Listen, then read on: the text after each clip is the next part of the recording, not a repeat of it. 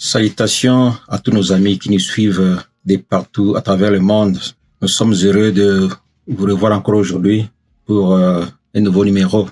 Alors, merci de nous faire confiance. Nous suivons dans notre émission intitulée Héritage. On m'appelle Tanafos. Je suis enseignant, fermier, ingénieur, entrepreneur depuis l'âge de 10 ans. Je suis artiste aussi. Alors, commence à changer pour que les choses changent pour toi. Alors, le but de notre émission est de réduire la pauvreté. Car nous le savons tous que la pauvreté est un fléau. La pauvreté est en train de ronger notre société, surtout en Afrique noire. Je suis un citoyen du monde, je m'adresse au monde, mais plus particulièrement les Africains noirs de l'Afrique francophone. Pourquoi? Parce que nous avons trouvé que l'Afrique anglophone est en évolution par rapport à nous autres. Ils ont compris, ils se mettent au travail. Nous, à notre tour, mettons-nous au travail. J'ose croire que cette année 2024 est une année qui sera positive pour nous tous, si nous décidons de changer. Alors, le but de l'émission ici, comme je l'avais dit, est de nous aider à réduire la pauvreté, à contourner la pauvreté par l'inspiration que nous vous donnons, par des idées, par quelques conseils et par quelques motivations. Alors, je disais, commence à changer pour que les choses changent pour toi. Cela veut dire quoi? Comment changer? Si nous pouvons nous poser cette question-là, comment changer?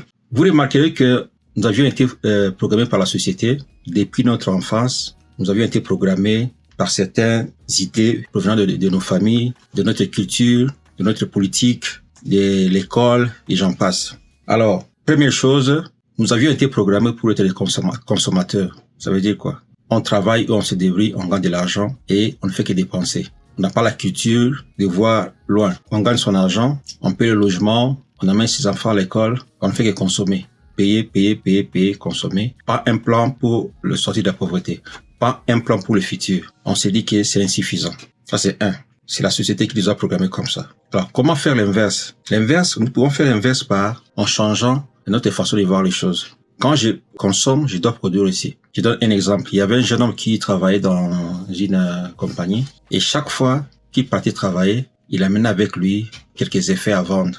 Des casquettes, des lunettes, des vernis pour femmes, ainsi de suite. Donc non seulement il travaillait pour gagner de l'argent, mais lui aussi, il savait qu'il devait utiliser son argent pour acheter, payer sa maison, payer les loyers, payer l'école pour ses enfants, ainsi de suite. Non seulement il faisait ça, mais en échange, lui aussi produisait. Il vendait des produits en contrepartie. Il est consommateur, il est producteur en même temps. Donc, quand on est consommateur, la seule façon d'esquiver ou d'être productif, c'est de produire aussi. En dehors du travail, chercher à faire autre chose. Ça, c'est un.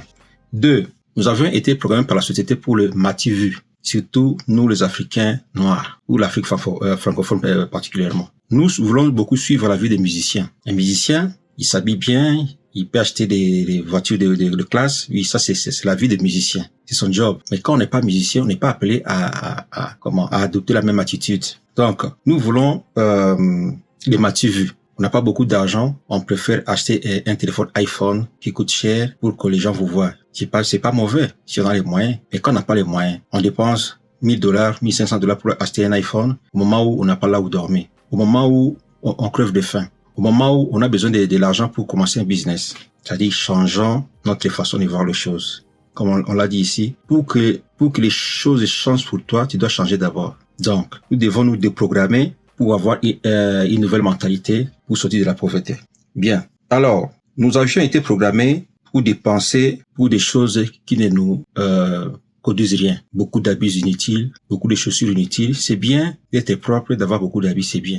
Mais quand on n'a pas les moyens, il faut commencer d'abord par chercher un fonds pour sortir de la médiocrité. Donc, déprogrammons-nous cette année 2024 pour commencer à adopter des nouvelles habitudes. Achetons des choses qui peuvent nous produire. Si on a un exemple, je donne un exemple terre à terre. Si vous achetez une machine à votre femme pour fabriquer des galettes, ça c'est une bonne chose parce que la machine là peut aider votre femme à produire quelque chose, à produire des galettes. Vous achetez à votre femme, je sais pas moi, des matériels pour préparer les beignets. Ça, c'est productif. Donc, changeons notre mentalité. Commençons à acheter des choses qui peuvent nous produire quelque chose. Achetez-vous une moto pour le transport.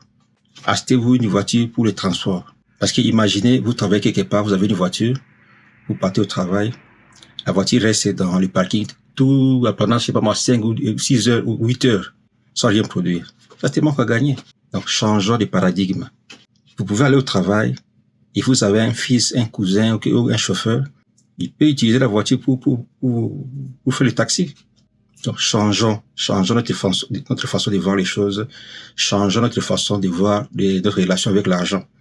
Comment utiliser l'argent? Changeons notre façon de voir les choses cette année 2024 pour que les choses changent pour nous. Autre chose, les manques d'épargne. On a l'argent, on ne fait que dépenser, on dépense, on ne garde rien pour le futur. Ça, c'est une mauvaise conception.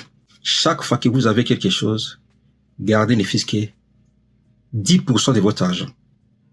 Vous gagnez $100, mettez $10 de côté. Vous gagnez des $100, mettez $20 de côté. Ayez la discipline de garder quelque chose, quels que soient les problèmes. Et quand vous avez un montant consistant, vous pouvez maintenant commencer à investir dans les business que vous maîtrisez bien. Changeons notre façon de voir les choses. Et ça va nous apporter des changements dans notre vie.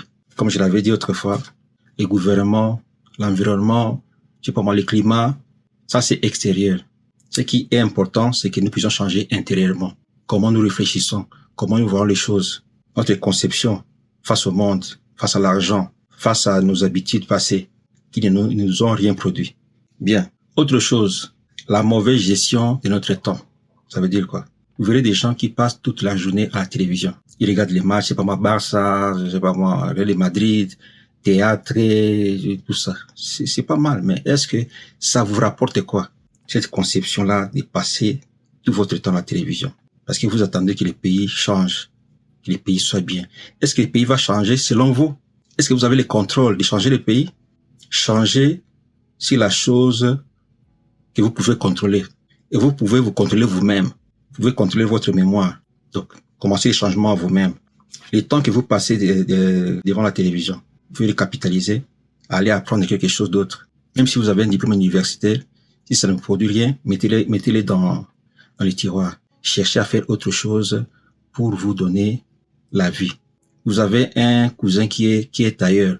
S'il peut vous apprendre comment devenir tailleur, allez-y, apprenez, on ne sait jamais. Il ne faut jamais rater les opportunités. Allez auprès de lui, apprenez, on ne sait jamais. Vous avez un cousin ou un oncle qui est menuisier, qui peut vous former, ou un ami. Allez-y, formez-vous en tant que menuisier, on ne sait jamais.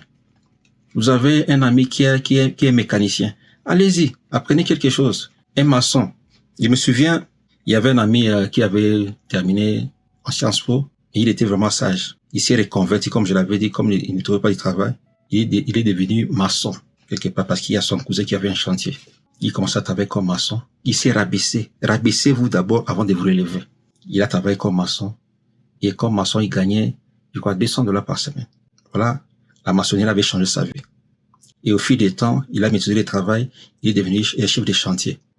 Maintenant, avec sa connaissance des Sciences Po, il a organisé ses groupes de maçons en coopérative, je sais pas moi, il est allé auprès de l'autorité communale pour légaliser ces groupes-là des maçons.